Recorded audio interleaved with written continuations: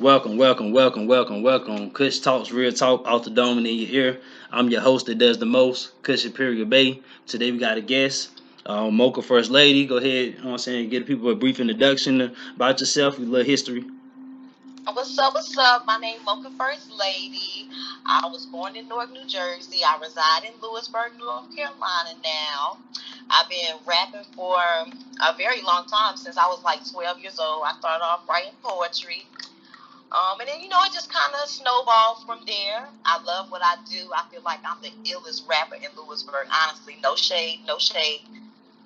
But I love what I do, and then my people, my fans, they love what I do. I get, compliments on every track I do. I ain't never wrote a whack record, a whack record or a whack verse. I'm sorry. Nah, you good. You know what I'm saying? It's fine.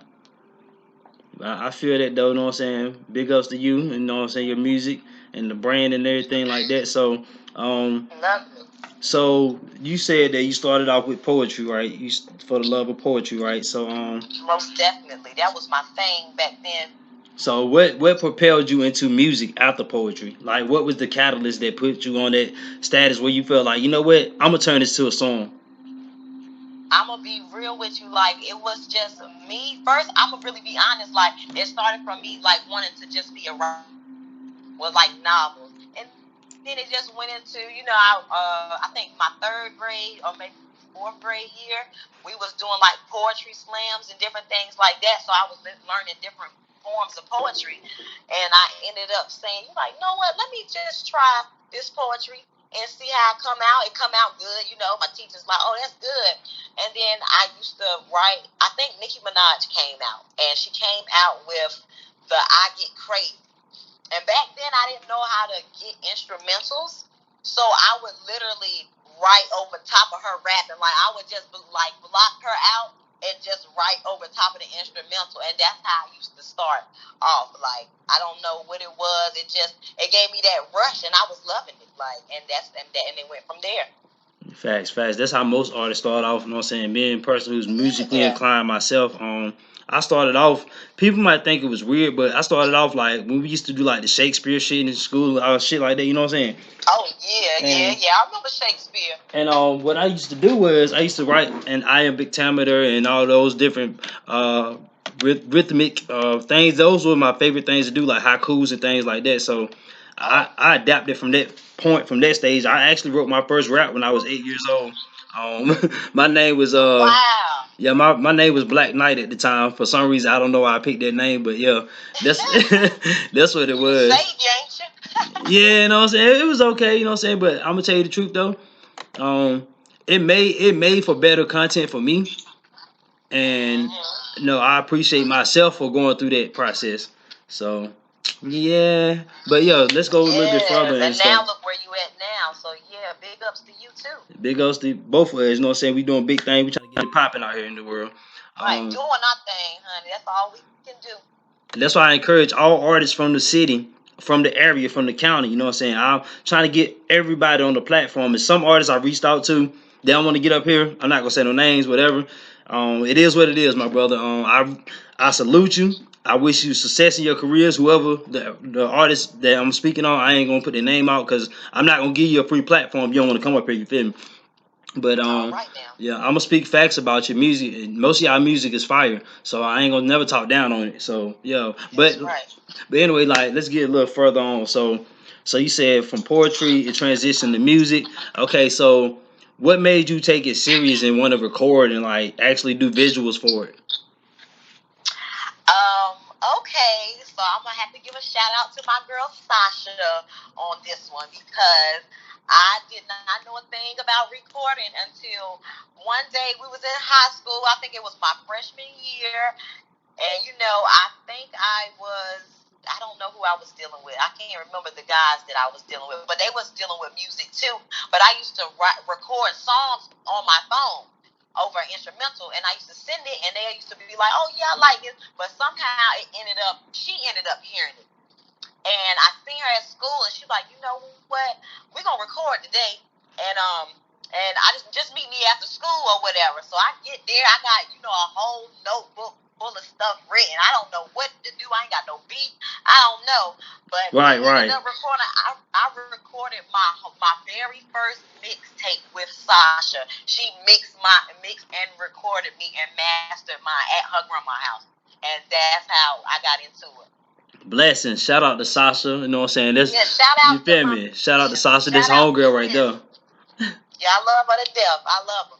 Yes, ma'am. I always be grateful for that, because if she wouldn't have done that for me, then I wouldn't even be this far. I'm gonna be honest. Yeah, cause Sasha, ain't gonna lie, man, she dope as hell. We had phone calls, conversations outside of just the interviews and business aspects or whatever. But she's a really dope artist, and she's a really dope, lovable person with a great spirit. So shout out to her, like I said. Very good heart. Shout out to my sis. Yes, ma'am. So all right, so let's go past that a little bit. So now you recording, and you got, you know what I'm saying? I'm guessing that you built up a buzz, and you start dabbing into the music scene. So who are some of the artists that you have collaborated from the area, from the town, besides Sasha, outside of her?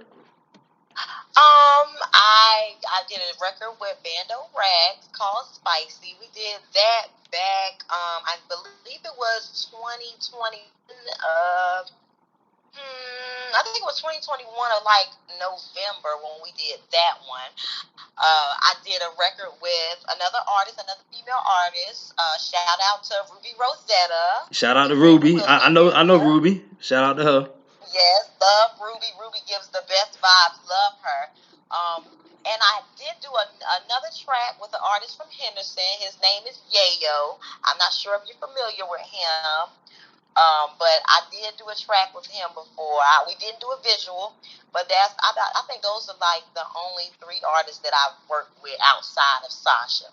I ain't never heard of Yayo. I'm gonna have to go look him up. But yeah, shout out to Yayo too, man. Definitely, that man is hard. Yeah, you definitely need to look him up. He had one mixtape, him and somebody he was working with, called 252 State of Mind. That was the best thing I heard in my life.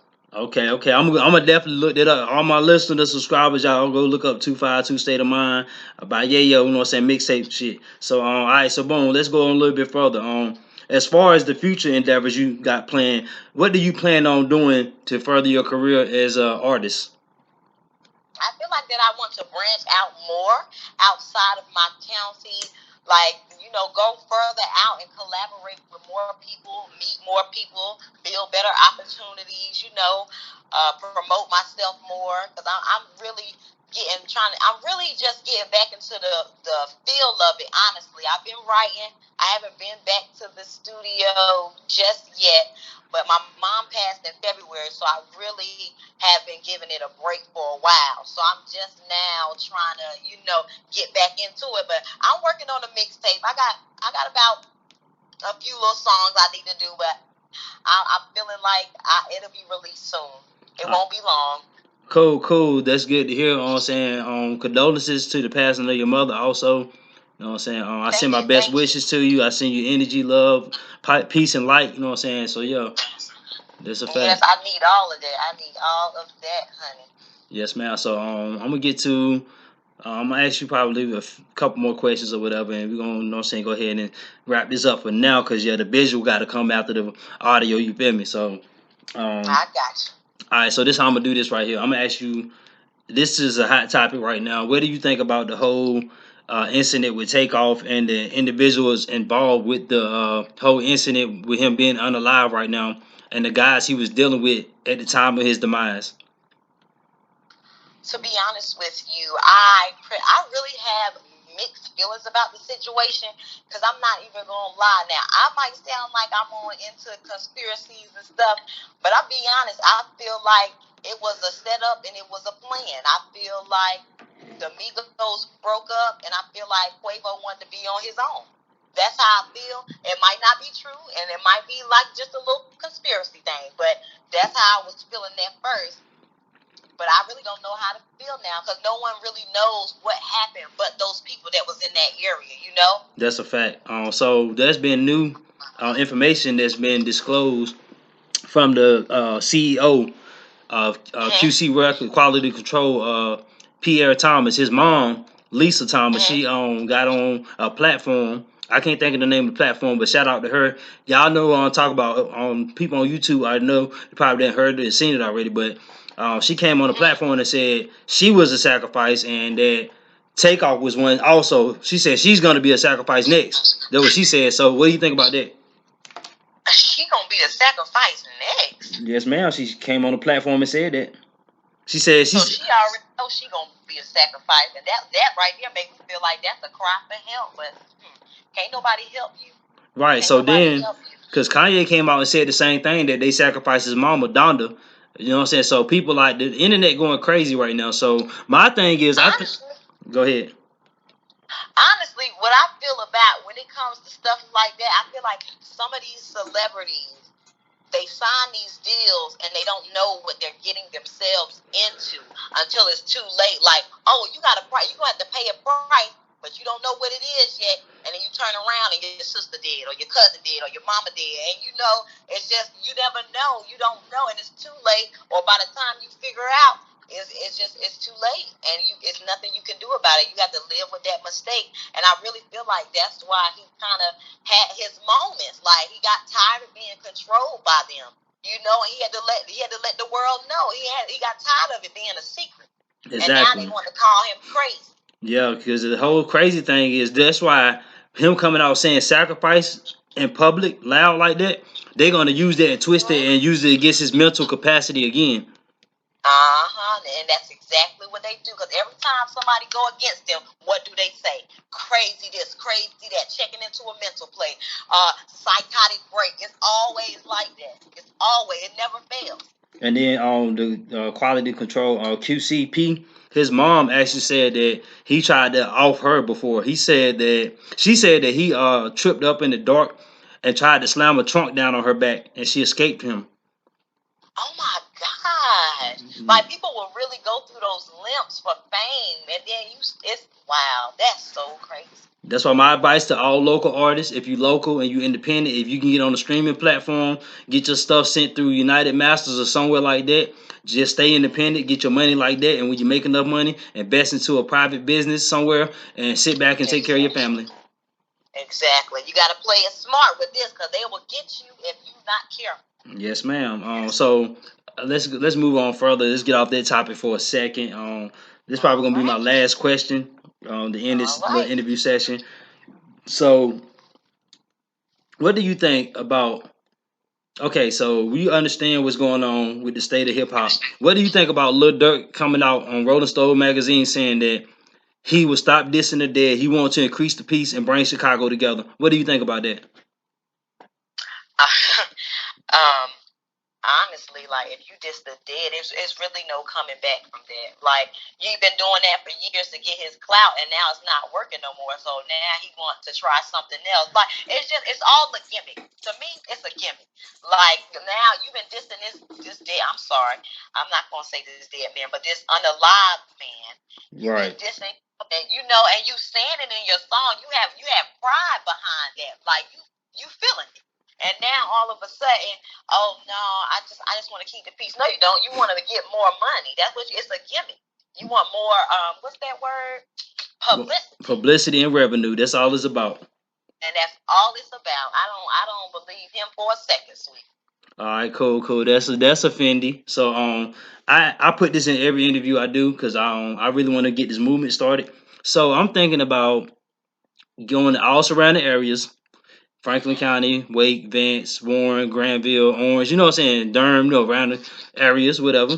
And I'm thinking about doing an event called Pushing Peace, and we're gonna have like a bunch of motivational speakers, people who have become successful without, doing the street way. You know what I'm saying? Basically, I need a bunch of people to come up on this platform and teach these kids financial literacy, how to have financial stability, and teach them how to deal with their emotions and how to maneuver around without being in the way. So, would you be down for that?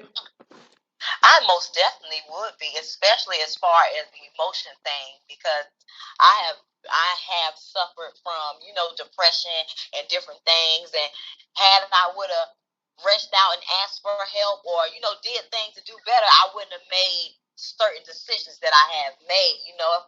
Sometimes you just need that support system or that motivational So yeah, most definitely. That's my type of shoe. That's my thing right there. All right, cool. That's good. You know what I'm saying? One thing I know how to do, I know how to talk now. I know that's right. So I want to thank you for coming on the show, for blessing us with your presence and your point of view and your perspectives on things. So we're gonna sign off on this thing, and next time I do talk to you, it's gonna be before we do the visual. But next time we sit down, it's gonna be something epic going on. Okay. All right, I'm super excited. I can't wait. Oh yeah, hold on the line. I'm about to sign off the show. All right, y'all. This is Kush Talks, real talk off the dome and in your ear. You have another exclusive. We're gonna holler at y'all though. Out of here. Ayy, pussy ass nigga. Come on. Yeah. I be in and out of traffic, nigga. Come on. Nah, for real. Ayy. Please don't make me nervous. Pussy ass nigga. Said, please don't make me nervous. Hoe ass nigga. Yeah. I said, please don't make me nervous. Fuck ass nigga. Yeah. I said, please don't make me nervous. Soft ass nigga. Hey. Please don't make me nervous.